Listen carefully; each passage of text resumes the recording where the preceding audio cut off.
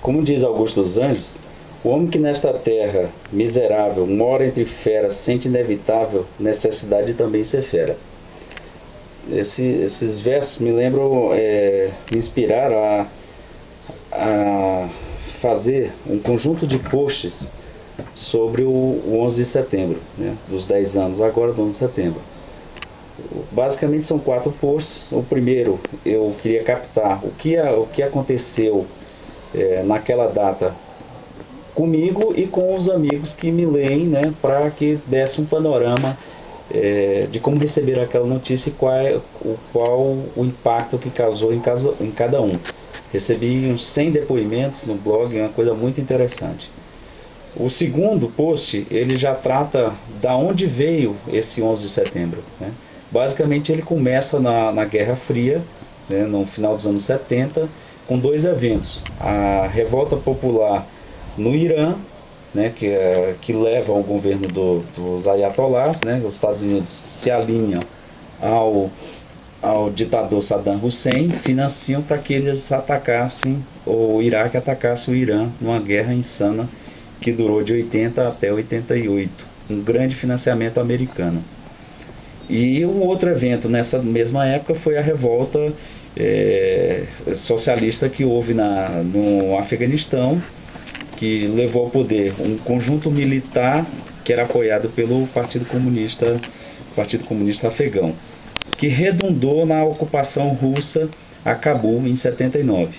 Paralelo a isso, os americanos ajudaram os mujahidins, que eram os antigos senhores do governo afegão, né, que misturava religião, muçulmanismo e oligarquias feudais que dominavam o Afeganistão. Fizeram uma tática de guerrilha durante mais de 10 anos, que culminou com a derrota do Exército Vermelho. Toda essa operação foi bancada pelos Estados Unidos do ponto de vista militar, né, e o outro do ponto de vista financeiro pela Arábia Saudita. Aí que aparece a figura do Osama Bin Laden, que era um príncipe árabe, que vai organizar essas massas muçulmanas a combater os comunistas no Afeganistão. Desse evento, combinado com depois o Saddam Hussein resolve, perdendo ou não ganhando a guerra contra o Irã, ele invade o Kuwait, que era um protetorado americano, e em 91 Bush pai invade o Kuwait e joga o governo de Saddam Hussein para as zonas de proteção dentro do Iraque. Mas para isso ele estaciona o exército americano dentro do solo sagrado da Arábia Saudita. Com esse evento, aquelas massas religiosas se rebelam, né, contra os próprios governos locais, né, pelo aspecto da ocupação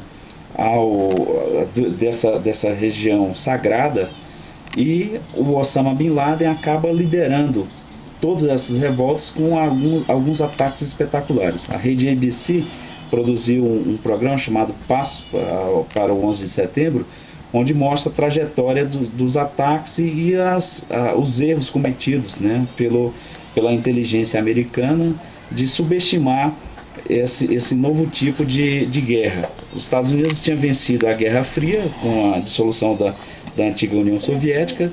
No próprio Afeganistão houve a queda do regime em 92, mas o que sobe no governo é o regime talibã, que era de clara orientação, orientação espiritual e política do Osama Bin Laden e dos seus aliados.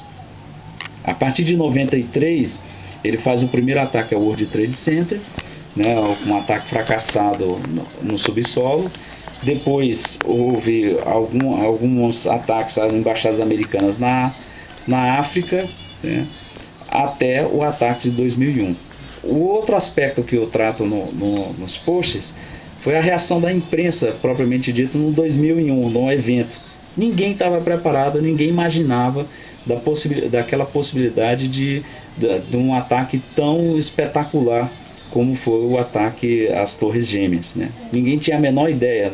As manchetes dos jornais, eu cito isso no blog, as manchetes eram moratória da Argentina, era a CPI da corrupção que o Fernando Henrique e o ACM combateram, que era proposto na época pela oposição, e eles combateram, e uma pequena nota dizia que o Talibã tinha atacado ou morto o líder da Aliança Norte, que foi um dos grupos que tomou o poder em Cabul, e depois o Talibã acabou jogando esses aliados prioritários americanos para as montanhas. Mas nada que lembrasse a possibilidade de um grande ataque como foi o 2001. Já no dia seguinte, que aí eu já trato da reação americana, né, os Estados Unidos ficou durante 12 horas sem poder, um vazio de poder talvez jamais visto na história americana. Praticamente 12 horas, ninguém se entendia. A única grande ação que eles tomaram foi proteger o Bush filho, né, colocando numa base aérea escondida, secreta, para que a figura dele fosse preservada. No segundo momento, ele vai na televisão, no próprio dia 11, às 20 horas, e ordena o ataque, o primeiro ataque a Cabul. Esse ataque a Cabul é um ataque totalmente descoordenado, era a demonstração de força do governo americano e a preparação para a guerra contra o Talibã, que naquela data, a partir já do dia 12, Osama Bin Laden já virou o homem mais procurado do mundo, né? Mas o mais importante de tudo isso por exemplo, os governos de vários países, inclusive do Brasil, e notadamente o Tony Blair na Inglaterra, dão apoio total às ações americanas, e inclusive vendendo uma ideia de que eles iam levar a democracia para esses países. Com o passar dos anos, o Bush, que quase não tinha sido eleito em 2000, né, não é eleição bastante controversa, se elege com relativa facilidade em 2004. Só que a estratégia americana que redunda foi um verdadeiro fracasso, porque eles conseguiram limitar as liberdades americanas logo em seguir com o Ato Patriota número 1, que suprime toda e qualquer liberdade individual, levando o povo americano a uma guerra interna de medo, de desconfiança, bem parecido em alguma medida com a época marcatista, né, e suprime completamente as liberdades, né, do país e qualquer pessoa no mundo que ousasse falar sobre os Estados Unidos, não levando em consideração toda essa política anterior que levou efetivamente ao 11 de setembro. Em 2004, o Bush se reelege, mas a estratégia já tinha se mostrado fracassada.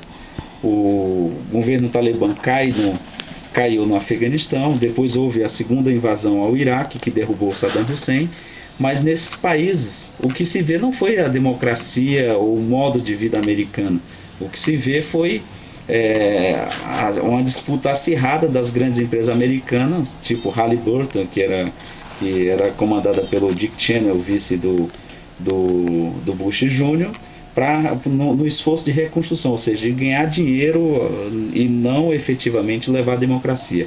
Os governos que se gestaram são governos fantoches e corruptos. Efetivamente não houve uma mudança ou a pregada democracia. E a face mais exposta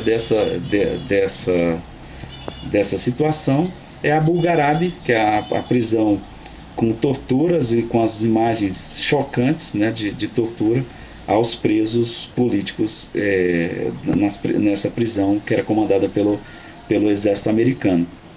Afora Guantánamo, que foi aqui uma parte da ilha de Cuba, que é ocupada pelos americanos, que se tornou uma vergonha, um campo de concentração em que o Estado de Direito não existe. A própria ONU jamais fez qualquer tipo de moção de repúdio àquele tipo de tratamento desumano e efetivamente que pouco ou nada contribuiu para a segurança do mundo e do povo americano. Em síntese, os eventos do 11 de setembro foram chocantes, mas o retrocesso que trouxe para a democracia é inegável. Esses eventos agora de 2011, da Primavera Árabe, não tem quase ou nenhuma relação com a perspectiva de democracia que os americanos dizem que levaram para a Arábia.